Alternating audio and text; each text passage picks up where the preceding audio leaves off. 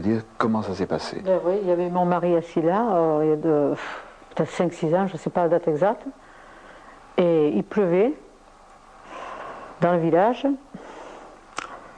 Et à un moment donné, il me dit, il pleut, mais on est très bien dans notre maison, on est à l'abri.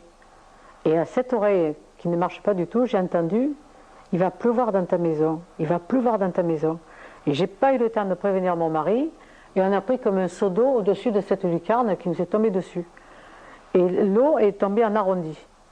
Et il est resté 8 à 10 jours, ça n'a pas séché. Mais Rob a voulu vérifier. Oui, alors il est monté au-dessus, parce qu'au-dessus c'est son atelier de peinture d'été. Il est monté, comme au-dessus il y a une lucarne, il a pensé que la lucarne était restée ouverte. Et la lucarne était fermée, il y avait une toile d'araignée dessous, et aucune gouttelette. Et il y a un lino aussi, sous le lino c'était tout sec, archi sec, alors on ne comprend pas du tout d'où cette eau est arrivée. Alors, sans préjuger de la nature de ces phénomènes, Oui. qui ressemblent à certains phénomènes de hantise, Oui. bon, toi tu as vécu ça, ton époux aussi, vous avez eu, tu m'as dit 54 cas, ce qui est assez impressionnant. Quelle sensation as-tu retiré? C'est négatif, positif? Non, pour moi c'est pas négatif, je pense pas. Parce que sinon j'aurais pas pu tenir ici.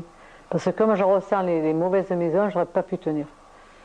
Et surtout que maintenant que mon mari est décédé, j'aurais pas tenu le coup, hein. Je pense pas. Hein. Moi je peux dire Non. que... Parce que tous les gens qui viennent chez nous, ils repartent à 9 h du soir, ils sont bien, ils sont heureux. Ah, je pense pas que ce soit négatif, pas du tout. Puis il peignait que des Christ, des Vierges. Il n'a jamais peint le mal, alors non, je pense pas. Moi c'est aussi l'impression que j'ai retirée. Ouais. Nous sommes venus avec l'IMSA, Ouais. nous étions 70 ou 80 personnes. Ouais. Tout le monde ne tarissait pas d'éloges devant ces toiles extraordinaires et repartait gonflé entre guillemets, tu vois, régénéré, apaisé. Ouais. Oui, parce qu'il y en a quand ils ont des soucis, ils me disent on repart, on est chargé comme un peu comme une batterie que tu rechargerais, tu vois. Voilà, ça fait un peu ça. Ce qu'il faut retenir, c'est que dans ce lieu, évidemment chargé, au cours des siècles se sont manifestés certains phénomènes, probablement de grands esprits, ils sont venus, ils ont vécu, et puis c'est un peu normal que Rob Julien, avec ce talent extraordinaire, y ait vécu, y ait donné l'empreinte de son âme, qui était une âme en paix. Hein? Ouais. Moi je m'appelle d'un homme adorable, j'ai jamais entendu quelqu'un qui a du mal de Rob. Je crois que c'est un peu encourageant, et de savoir qu'on peut venir aussi non seulement admirer son talent, son message, sa lumière, mais aussi se recharger.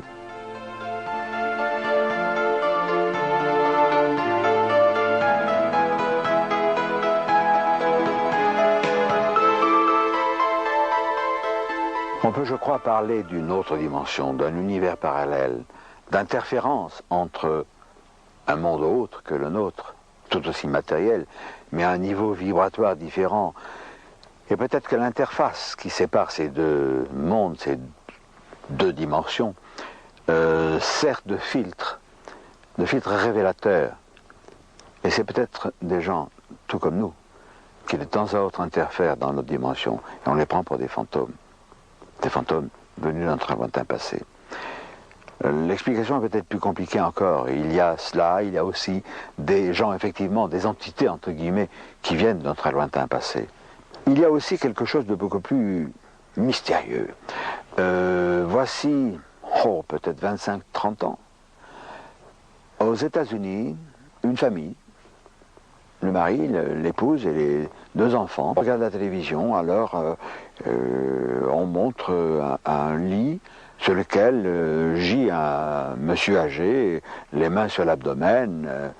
Alors ils disent, bon, c'est encore une publicité pour un embaumeur, vous connaissez le slogan, mourrez, nous ferons le reste.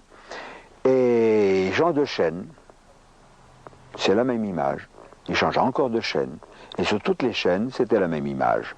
Ils sont quand même surpris. Ils interrogent les voisins ont des programmes tout à fait normaux, ils reviennent chez eux. Et madame, enfin l'épouse de ce monsieur, pousse un cri. Car elle dit à son mari, mais regarde, c'est mon père sur son lit de mort. Son père, George Shutt, c'était son nom, était apparu. Alors on a fait venir la police. On a fait venir des techniciens de la télévision, parce que ça a duré, je crois, 3 semaines. Et chaque fois, l'image persistait un peu moins. La première fois, elle a persisté pendant près d'1 heure. La seconde fois, pendant 40 minutes. Après 30. Et ça s'est amenuisé dans le temps. On n'a jamais pu expliquer comment ce phénomène s'était produit. Dans la très abondante littérature consacrée aux phénomènes paranormaux, aux phénomènes de hantise, aux lieux hantés, j'ai sélectionné 3 titres. Les fameuses maisons hantées de Flammarion, aux éditions J'ai lu, qui est une sorte de bible des apparitions. De Jean Prieur, dans le livre de poche, Les morts ont donné signe de vie. Et enfin, une encyclopédie des fantômes excellente de Daniel Cohen, aux éditions Robert Laffont, dans les fameuses énigmes de l'univers. Je signale enfin la réédition du livre du paranormal que j'ai publié il y a une vingtaine d'années. Il paraîtra probablement en 1993 aux éditions Vaugirard, dans sa collection de documents. Je voudrais dire quand même que c'est rassurant. Nous avons vu dans la cassette sur les vies antérieures, avec Rocco Rabanne et d'autres intervenants, que la vie existait après la vie.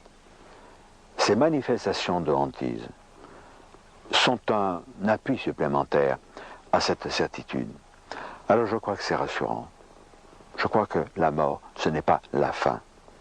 C'est la fin d'une étape et c'est la transition vers une autre qui, elle, conduit à la lumière.